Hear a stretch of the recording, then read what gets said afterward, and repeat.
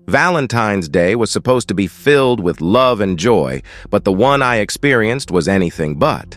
It started innocently enough, with a heartfelt card from an unknown sender. The message seemed sweet, but there was an odd undercurrent that sent a shiver down my spine. Our hearts beat as one, forever entwined. Ignoring the uneasy feeling, I brushed it off as a quirky Valentine surprise. Little did I know, it was just the beginning of a nightmarish tale. As the day progressed, I received a bouquet of roses, beautiful blood-red roses that carried an intoxicating fragrance. However, the accompanying note was far from romantic. It read, "Thorns may prick, but love is worth the pain."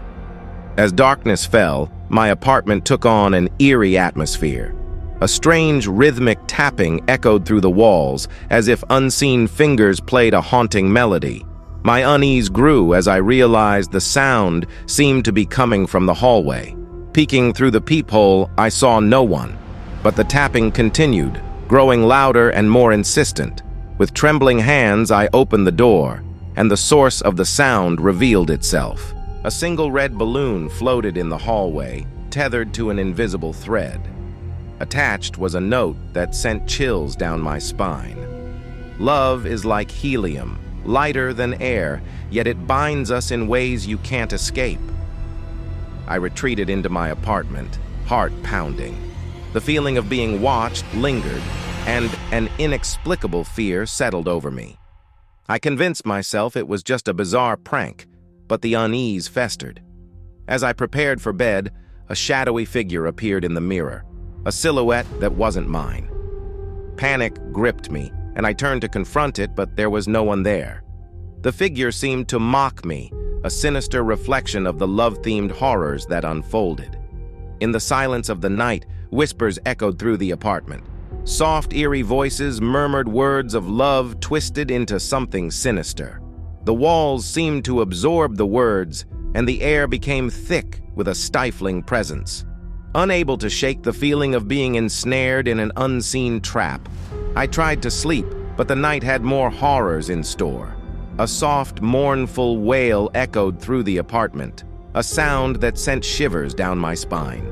It seemed to emanate from the walls themselves, an other-worldly lament that chilled me to the core. I ventured into the living room, where the source of the sound revealed itself. A vintage music box, untouched for years, played a haunting melody. Its delicate tunes seemed to unravel the very fabric of reality, and the wail intensified with each turn of the tiny key. Terrified, I attempted to stop the music box, but my hands froze mid-air. The wailing reached a crescendo, a cacophony of ghostly voices that seemed to mourn a love lost in the depths of time.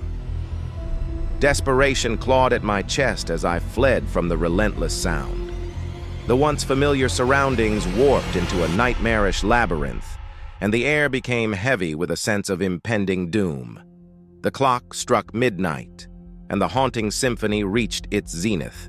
Shadows danced on the walls, twisting into grotesque shapes that seemed to whisper tales of love turned malevolent.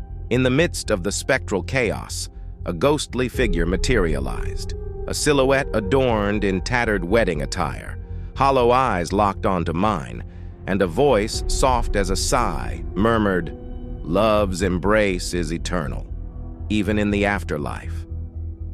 The figure advanced, and I stumbled backward, trapped in a macabre dance with the specter of a love that refused to die. The whispers intensified, each word a chilling echo of promises and vows, twisted by the hands of fate. With a final mournful wail, the figure dissolved into the shadows. The music box fell silent, and the apartment returned to an oppressive stillness. The air seemed to crackle with a residual energy, as if the haunting presence lingered, watching from the shadows. Exhausted and shaken, I collapsed onto the couch, the events of the night replaying in my mind like a horror movie on a loop. As the first light of dawn painted the sky, I found myself questioning whether it was all a twisted dream or a nightmarish reality. Valentine's Day, a celebration of love, had morphed into a chilling tale of a love that defied the boundaries of life and death. The inexplicable horrors that unfolded left me with a lingering fear. A fear that the echoes of that haunting night would forever taint the essence of love in my heart.